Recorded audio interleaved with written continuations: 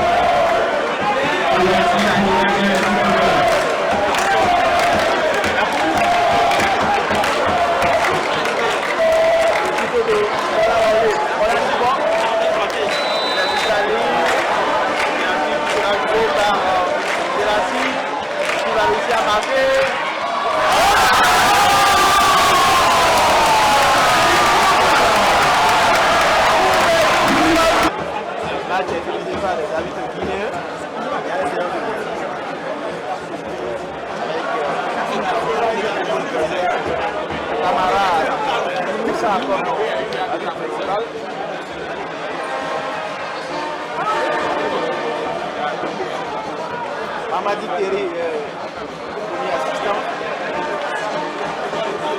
Khadiga Kara, deuxième assistant.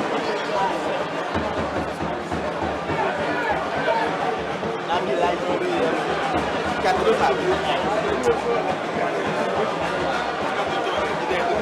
Le commissaire du match du Ghana.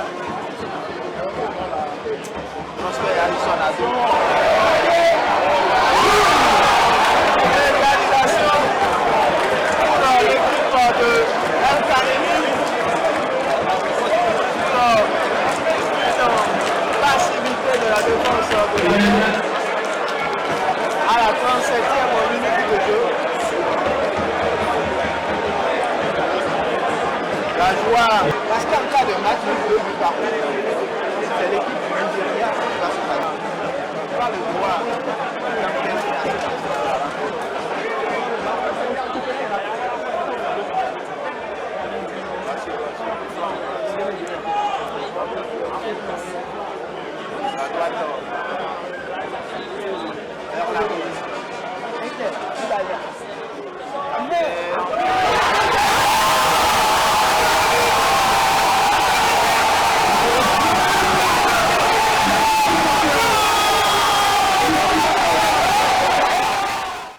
Voilà le score final de ce match, c'était de 2-1 en faveur de d'Adjei FC. Alors, à l'issue de ce match, le coach de cette équipe s'est arrêté à nos micros. C'était lors de la conférence de presse avec la complicité de la réalisation. Nous allons suivre ses impressions. Après l'égalisation, nous sommes allés voilà, à la mi-temps. Voilà, je leur ai dit que il ne fallait pas baisser les bras. C'est vrai qu'on concède un but, mais après mi-temps, on a essayé de proposer des choses. J'ai vu quand même des choses qu'on a pu travailler récemment aux entraînements parce qu'on avait décidé d'aller chercher cette équipe très très haute. Dans les premiers instants, on avait du mal, on avait des retards qui étaient successifs, donc on n'arrivait pas à véritablement mettre en place ce pressing haut. On marque le but sur penalty, après on est remonté, mais dans les vestiaires, je leur ai dit le plus important, il faut oublier cette première mi-temps. Il nous reste 45 minutes, et en 45 minutes, on peut encore faire la différence. Et je leur ai demandé de revenir à l'identité du jeu de d'Adjei, qui est la possession du ballon, qu'il pose un peu plus le ballon, qu'on essaie de jouer moins précipitamment, de poser le jeu, et c'est ce qu'ils ont fait. Et vous savez, tout ce qui est ATV, c'est à la base, c'est un latéral, mais compte tenu de l'effectif, je suis obligé un peu de faire jouer des joueurs à des postes qui ne sont pas la leur. Donc après, vous avez vu qu'après l'heure de jeu, j'ai procédé tout de suite, j'ai ramené ATV derrière, en faisant rentrer le jeune Majid et Feliciano sur le côté. Et tout de suite, on a gagné un peu plus de vitesse. Donc, bravo aux jeunes, je veux dire bravo aux jeunes qui n'ont pas voulu décevoir ce soir le public. Bien sûr, il y a des choses à faire, il y a du travail à faire. Hein. Vous l'avez noté vous-même, ce que vous dites là, c'est la vérité. On a, dans les 30 derniers mètres, bon, c'est pas, ça manque de rythme, ça manque de combinaison, ça manque d'efficacité. Mais tout ça, on pourra le corriger avec du travail. Et puis, on va travailler à renforcer l'effectif. Voilà, on va travailler à renforcer l'effectif parce que, comme l'a dit monsieur, le prochain adversaire, c'est pas à côté. Voilà, donc je pense qu'avec tout le monde, avec les dirigeants, on va essayer de renforcer notre passion offensive. Pour ceux qui ont suivi d'Adjei l'année passée, l'attaque reposait sur Cosmos et sur Abayomi, aujourd'hui qui ne sont pas là. Donc on a fait venir l'attaquant de l'AS Police, Bless, qui vraiment se débat très bien. Et il est pratiquement le seul qu'on a comme véritable avant-centre. Donc il va falloir qu'on essaie de travailler pour pouvoir remplacer Abayomi et Cosmos qui ont fait, à eux deux, je pense que chacun a 12 buts en championnat. Donc ce n'est pas rien. Donc véritablement dans ce secteur, effectivement, on a du travail à faire. Et je pense que cette baisse de concentration, on va le travailler. On va le travailler, comme je l'ai dit, ça fait maintenant 3 semaines. 3 semaines, déjà la deuxième semaine, on était en compétition. Bon, on n'a pas eu assez de temps pour, je veux dire, tout mettre en place. Mais je pense que c'est un problème de concentration. Il va falloir que je passe peut-être un peu plus de temps avec eux, que je puisse les connaître véritablement individuellement, et connaître un peu leurs réactions pour pouvoir voir si c'est au niveau psychologique ou si c'est au niveau tactique qu'on a ce souci. Je pense qu'on aura l'occasion. Bon, c'est pas facile. C'est pas facile quand tu regardes sur ton banc, tu n'as que 3 joueurs de champ. Ben, je l'ai dit ici lors de la conférence d'avant-match, j'ai dit que on peut avoir un effectif réduit, s'il y a de la qualité, on peut tirer meilleur profit. Donc c'est ce que nous avons essayé de faire avec mon staff, coach Patrick, que je dois citer, parce que c'est quelqu'un aussi qui m'a beaucoup aidé, coach Valère, coach Godfrey, des grands hommes, des grands techniciens autour de moi, qui m'ont permis en si peu de temps de pouvoir faire ce travail. Ça, je tenais à le dire. Voilà, donc avec un petit groupe, avec un petit effectif, je pense que si on connaît bien son groupe, si on sait la manager, on peut tirer meilleur profit de ce que nous avons fait. Vous avez vu, il y a des joueurs aujourd'hui qui s'adaptent à 2-3 postes, parce qu'il n'y en a pas, il faut s'adapter.